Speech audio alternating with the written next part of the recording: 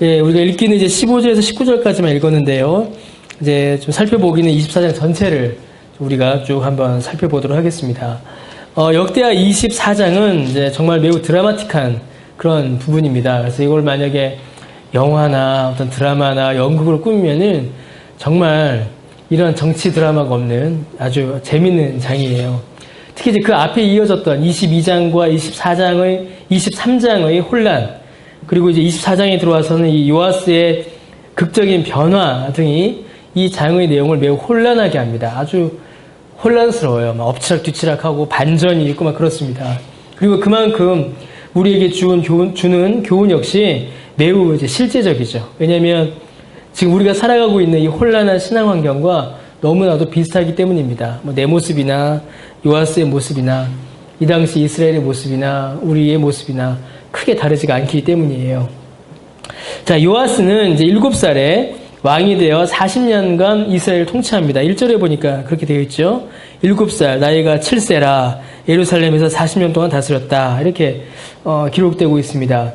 그가 왕이 되기까지의 과정은 정말 혼란했어요. 7절에 보면은 이제 이 요아스 왕이 이제 성전을 수리하려고 합니다. 그런데 이 성전 수리를 방해한 사람들이 있었는데 그들을 가리켜서 이제 아달랴의 아들들이다라고 이렇게 기록을 하고 있죠.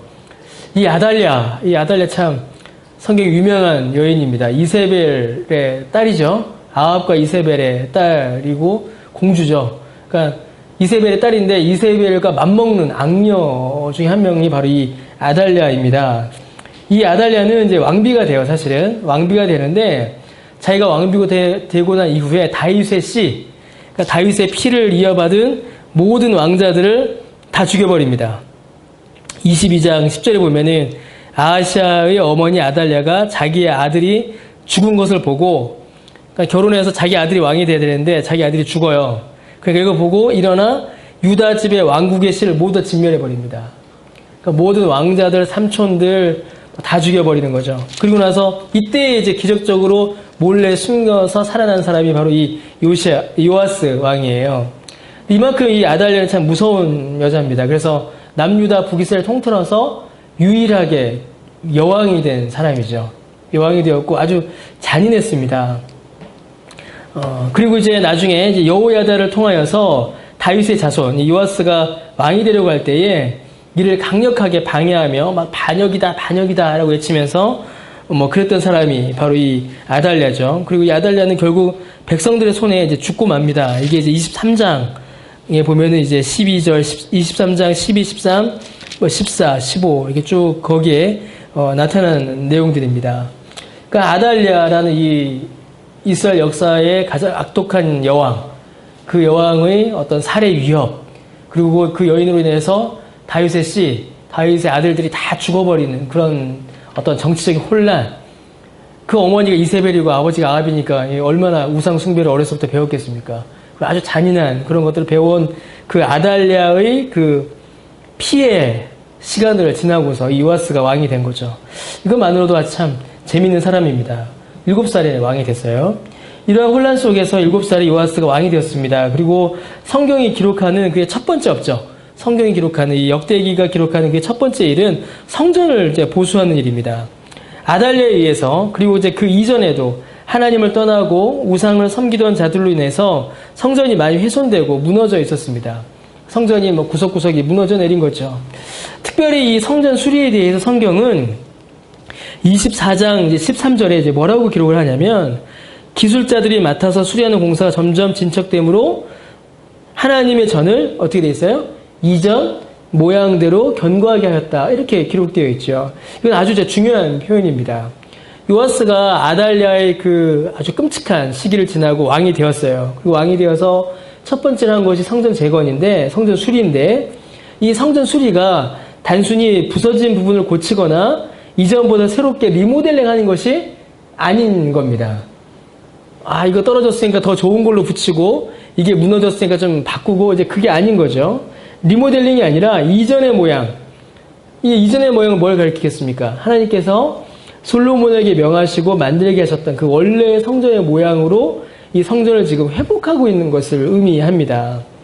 곧 지금 이 요아스를 통해서 일어나는 이 성전 회복은 단순히 어떤 건물을 다시 고치고 세우는 것만이 아니라 성경적인 제사, 성경적 예배의 회복을 의미하고 있는 것입니다. 이 여호야다가 이제 뒤에 나올 겁니다. 여호야다가 이스라엘의 바른 왕, 다윗의 씨를 이어받은 바른 왕을 세울 때에 23장 16절과 17절에 보면 많은 백성들이 바알의 신당, 제사, 제단, 형상들을 깨트리고 부수는 일이 있었습니다. 우상을 무너뜨리는 것이죠. 우상을 무너뜨리고 성전 안에 들어와 있는 그 하나님께 드린 제사를 회방하고 어지럽게 하였던 그런 우상 숭배적인 요소들, 그런 것들을 다 성전에서 제거하는 일들이 벌어집니다. 곧 하나님께 드린 예배를 새롭게 하는 것이죠. 이것이야말로 참된 종교개혁이며 하나님께서 기뻐하시는 회복입니다. 우리가 이 제가 요아스하고 또 요시야를 맨날 헷갈려요. 제가 여로보암하고 르호보암을 헷갈리듯이 요시야하고 요아스를 맨날 헷갈리는데, 요시야의 종교개혁도 성전을 회복하면서 그 안에서 율법책을 발견하고 그걸 통해서 하나님께 드리는 예배를 회복하였죠. 요아스도 마찬가지입니다. 성경에 나타나는 많은 종교개혁은 결국 성전을 재건하여 하나님께 드리는 예배, 성경적 예배를 회복하는 데 그 목적을 둡니다. 이것이 바로 정말로 우리가 행해야 될 종교개혁이고 하나님께서 기뻐하시는 회복입니다. 이러한 개혁은 우리에게도 늘 요구되죠. 하나님보다 더 사랑하는 것, 혹은 그것을 사랑하기 때문에 하나님으로부터 멀어지게 만드는 것, 우리 안에 어느 사이인가 자리 잡은 그런 우상 숭배적인 요소들, 활동들, 비성경적 요소들을 하나씩 거두어내고 오직 성경의 교훈을 따라 예배하고 하나님을 섬기고 하나님만을 사랑하는 바른 믿음으로 우리를 바꾸어 가야 합니다. 이게 정말 참된 종교개혁이에요. 그리고 그 종교개혁은 예배의 개혁을 통해서 이루어지는 것입니다. 제가 본문을 이제 계속 보다 보면, 그리고 제가 지금 벌써 이제 말씀을 드렸는데, 그리고 이제 묵상집 이렇게 좀 보면서 보다 보면 아주 이제 중요한 사람 한 명의 이름을 볼 수 있습니다. 아주 중요한 이름이 나오는데 여호야다예요. 이 여호야다라는 말이 이제 여호와와 야다가 합쳐진 단어입니다. 하나님께서 아신다라는 뜻인데, 이 여호야다라는 사람이 등장을 해요. 이 사람이 지금 22장, 23장, 24장, 특히 이제 24장 오늘 본문에서 보면 매우 중요한 역할을 하는 것을 우리가 이제 볼 수 있습니다. 읽지는 않았지만 참 많이 중요한 일을 해요. 2절에 보면 그를 가리켜서 제사장이다라고 이야기하죠. 이스라엘의 개혁들이 주로 이제 왕을 통해서 이루어졌습니다. 요아스, 요시야, 히스기야, 이렇게 왕을 통해서 이루어졌는데, 오늘 본문, 그리고 이제 앞의 내용들, 23장의 내용들을 쭉 보게 되면 이 여호야다를 통해서 이스라엘의 개혁이 이루어진 것을 볼 수 있습니다. 특별히 이 요아스 왕이 7살의 왕이 되었던 이 요아스 왕이 이 여호야다에게 정말로 많은 영향을 받은 것을 우리가 살펴볼 수 있습니다. 요아스를 왕으로 세운 사람도 사실은 여호야다였어요. 또 요아스가 성전을 보수할 때 이를 실제로 행한 사람도 여호야다였습니다. 22장에 보면은 아까 이야기했던 그 아달랴가 왕자들 다 죽였죠. 그때에 이 요아스를 몰래 숨겨서 목숨을 이제 살려준 사람이 있었는데, 그 이제 이름이 여호사부앗이라는 공주예요. 근데 이 여호사부앗이 누구냐면 여호야다의 아내예요. 그러니까 이 여호야다의 신분이 뭐예요? 이제 부마죠, 부마. 왕의 사위예요, 사실은. 그리고 이제 요아스에게는 이제 촌수로 따지면 고모부 같은 존재가 바로 이 여호야다입니다. 여호야다가 요아스에게 정말로 많은 영향을 끼쳤습니다. 아주 많은 영향을 끼쳤어요. 2절에 보니까, 우리 보면 24장 2절에 보니까 여호야다가 사는 동안에는 요아스가 하나님 보시기에 정직행합니다. 그러다가 여호야다가 죽은 후에는 요아스 왕이 하나님을 버리고 죄를 짓는 모습을 보여요. 그러니까 우리가 어디죠?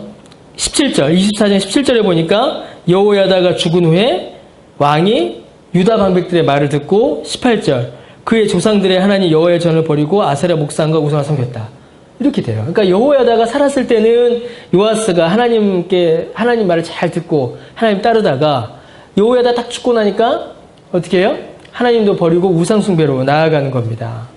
그러니까 이 여호야다 영향력이 굉장히 컸습니다. 요아스 왕 때에 왕에게 어떻게 돼요? 지금 말로 하면은 왕에게 큰 영향을 행사하는 친인척이자 종교인인 거예요. 제가 설교 준비하면서 야 이거 요즘 뉴스를 많이 최태민? 뭐 갑자기 생각이 나는 겁니다. 그러니까 고모부가 종교인인데 이 왕을 막 영향을 강력하게 준 거죠. 이 사람의 생사에 따라서 왕의 어떤 정치적인 판단이 바뀔 정도니까요. 비선실세인 거죠. 비선실세. 친인척, 종교인, 비선실세. 이게 이제 여호야다입니다. 그러니까 그렇게 썩 좋은 이미지는 아니에요. 오늘 우리의 입장으로 볼 때는. 자, 그런데 이제 그 당시에 어떤 특징들, 특성들, 그 당시 상황의 특수성들을 본다면, 그 사람에 대한 평가가 무엇인가를 우리가 좀 살펴봐야 합니다. 성경은 그에 대해서 이 여호야다에 대해서 뭐라고 기록하냐면 16절에 뭐라고 기록했어요? 이제 여호야다가 죽습니다.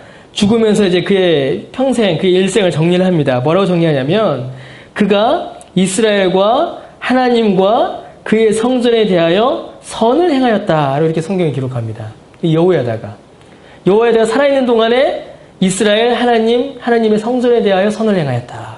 아주 중요한 표현을 써요. 지금 이스라엘의 왕들 중에 이스라엘 성경에 있는 인물 중에 이 정도 칭찬을 받은 사람들 사실 별로 없습니다. 그의 행동 하나하나가 이스라엘 민족들, 유대인들에게 그리고 하나님과 하나님의 성전의 선이었다라는 겁니다. 어떤 정치적인 혼란을 일으키거나 자기가 치부했다거나 자기의 유익만을 위해서 나라를 어지럽히고 백성들을 막 고통스럽게 한 게 아니었다라는 거예요. 오히려 이 사람은 그의 역할로 인하여서 이 여호야다를 통하여서 온 나라가 온 백성들이 선을 경험하였고 선을 누렸고 영적으로도 하나님께 하나님의 성전에 선을 행하였으니까 영적으로도 나라가 매우 안정되는 아주 중요한 역할을 한 겁니다. 백성들도 유익을 누리고 하나님을 향한 어떤 영적인 상태도 나라 전체가 아주 좋은. 그걸 뭐라고 해요? 요아스가 그 일을 잘 행하도록 이렇게 이끈 사람이었습니다.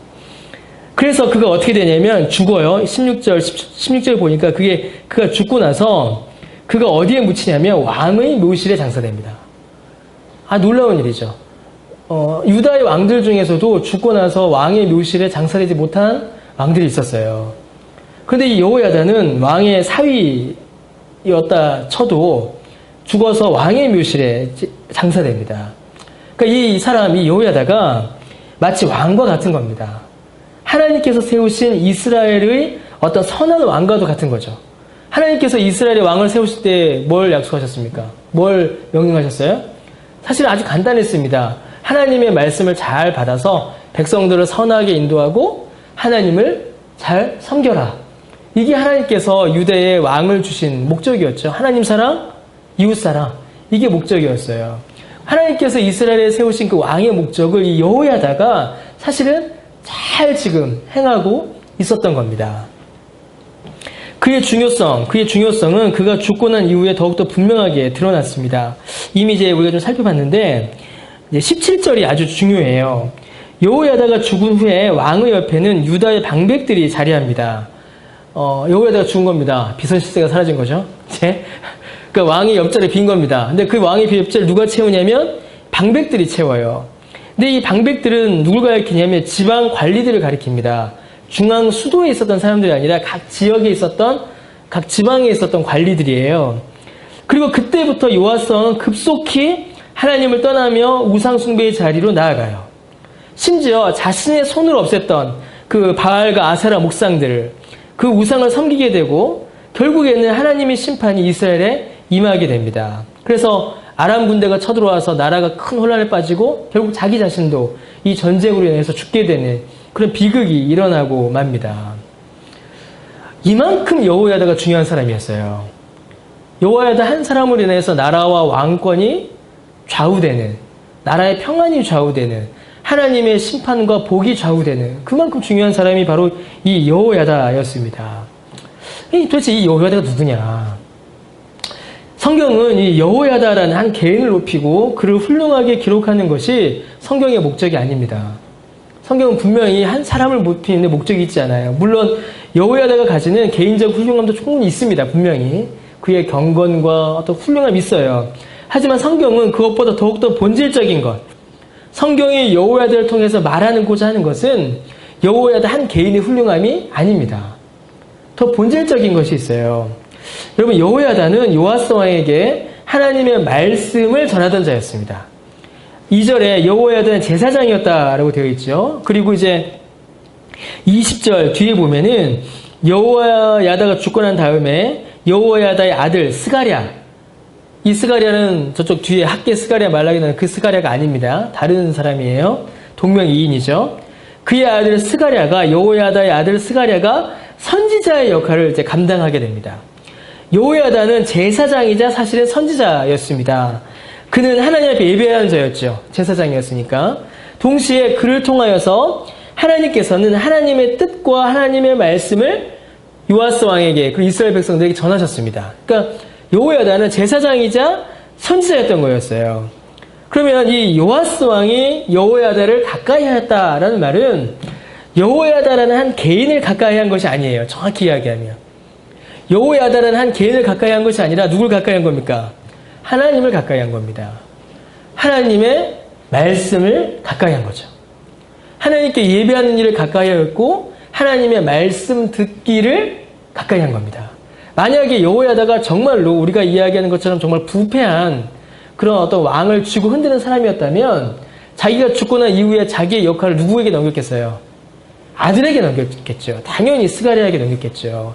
근데 스가랴는 어떻게 되냐면 나중에 왕의 명령으로 돌에 맞아 죽어버립니다. 그러니까 그런 관계가 아니었던 것이에요. 여호야다가 요아스 왕 근처에 있었던 것은 하나님의 말씀이 요아스 왕 옆에 있었던 것입니다. 여호야다가 죽고 방백들을 가까이 했어요. 요아스 왕이. 이제 더 이상 요아스가 하나님의 말씀에 귀 기울이지 않고 방백, 세상의 소리, 주변부의 소리, 세상의 소리를 더 귀에 담는다라는 것을 의미합니다. 하나님보다 성전이 있었던 예루살렘 그 중앙이 아니라 하나님보다 우상에게 더 가까웠던 그 지방에 있는 사람들이 들어와서 그들의 말에 이 요아스 왕이 더 귀를 기울이고 있는 것이죠. 이게 누가 같습니까? 우리 전에 한번 살펴봤듯이 르호보암 왕하고 지금 비슷한 거예요. 르호보암의 역사가 반복되고 있는 거죠. 솔로몬이 죽고 나서 르호보암이 왕이 됐습니다. 르호보암이 어떻게 했어요? 자기와 함께 자라난 자들, 세상의 문명과 논리, 정치, 우상 숭배를 배운 자들의 소리를 가까이 하고 지혜자들, 하나님의 지혜를 전하는 자들은 멀리한 것과 똑같은 잘못을 지금 이 요아스가 범하고 있는 것입니다.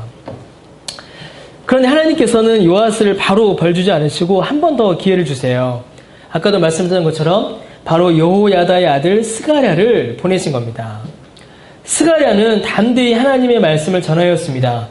모든 선지자들이 외쳤던 바로 그 메시지. 하나님께 돌아오라. 니들 죄졌다. 그렇지 않으면 너희가 심판받는다. 이 메시지를 스가랴는 전했지요. 그런데 사람들은 돌멩이로 반응하였습니다.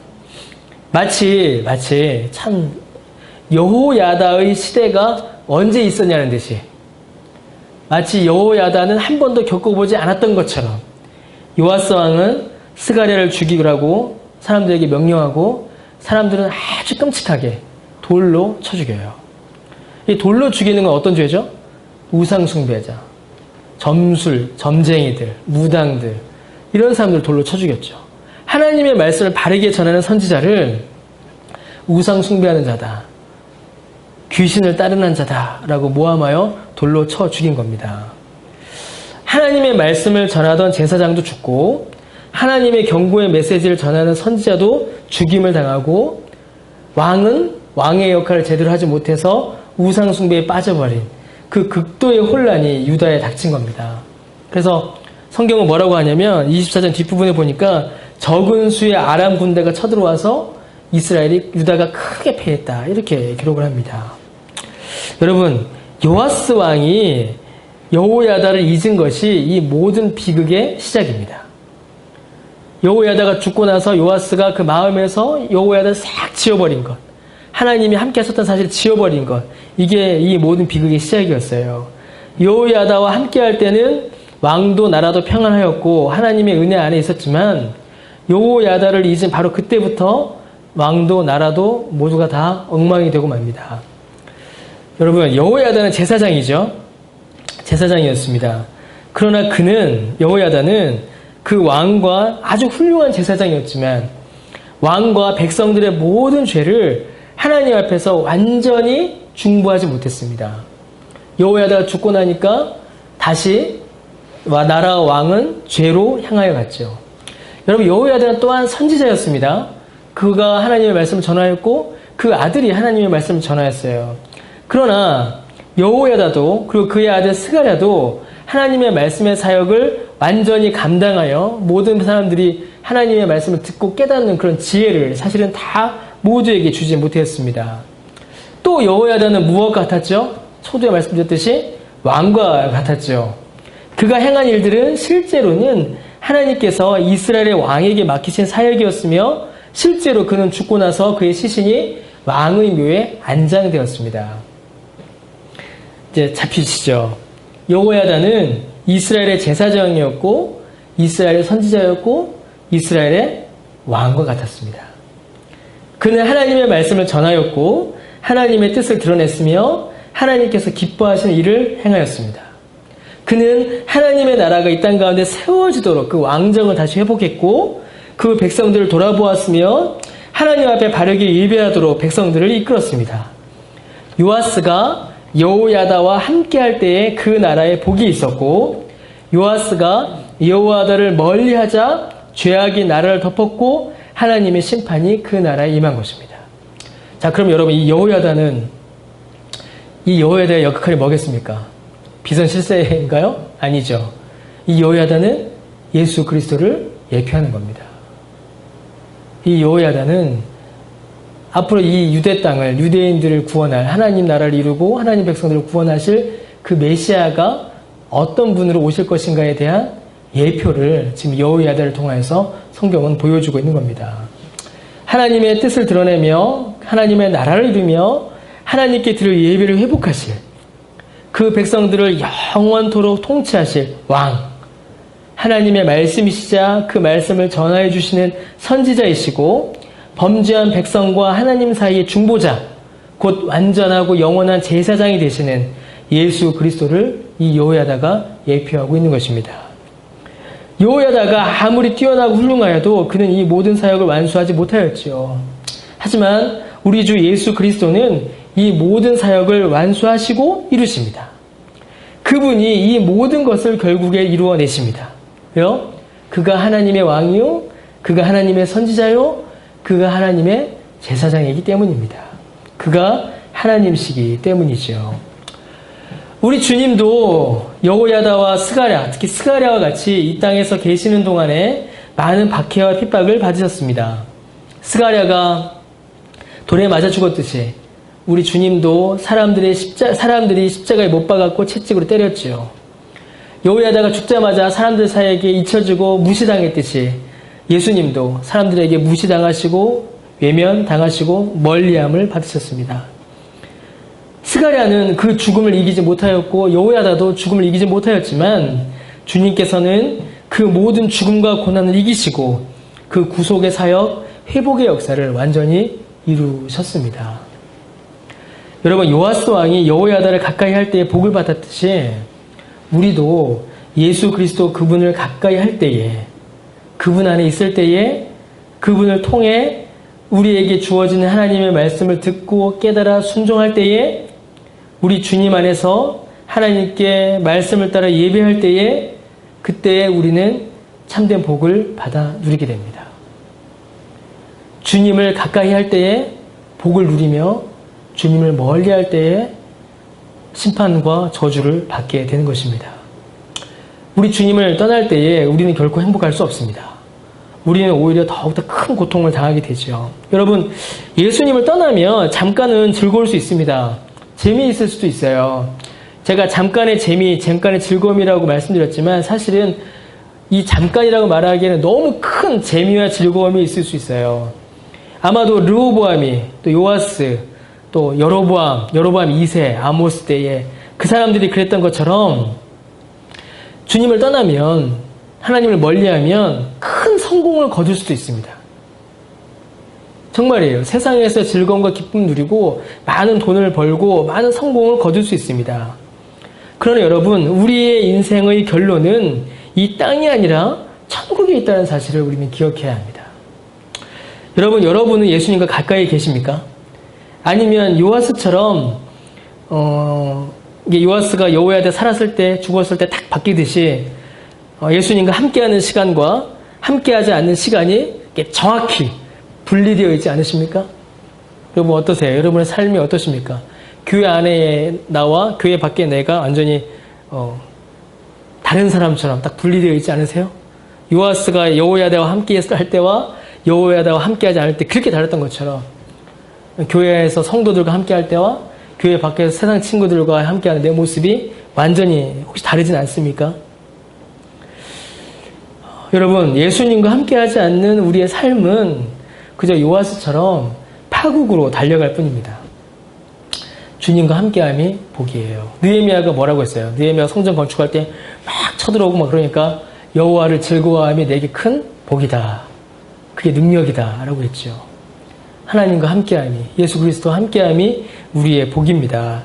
여러분, 우리도 많은 혼란을 겪어요. 혼란을 끝내려면 그 혼란에서 나와서 그 혼란을 끝내줄 분에게 가야 합니다. 부탁을 해야 되죠.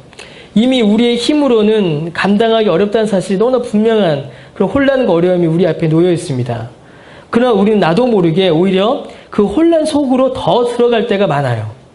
곧 그 혼란에서 나와서 주님을 바라봐야 되는데 그 혼란에서 그 혼란을 묵상합니다. 예수님께 나와서 예수님 저 좀 도와주세요 라고 해야 그분의 도움을 경험할 수 있는데 예수님을 외면하면서 예수님을 바라보지 않으면서 하나님께서 나를 돕지 않으신다라고 불평합니다.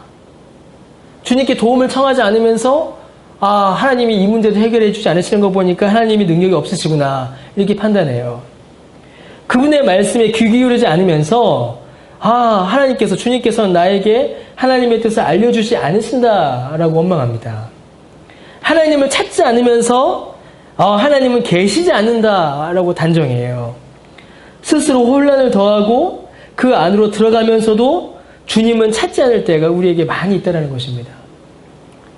여러분은 어떤 모습이시고 우리는 또한 어떤 모습입니까?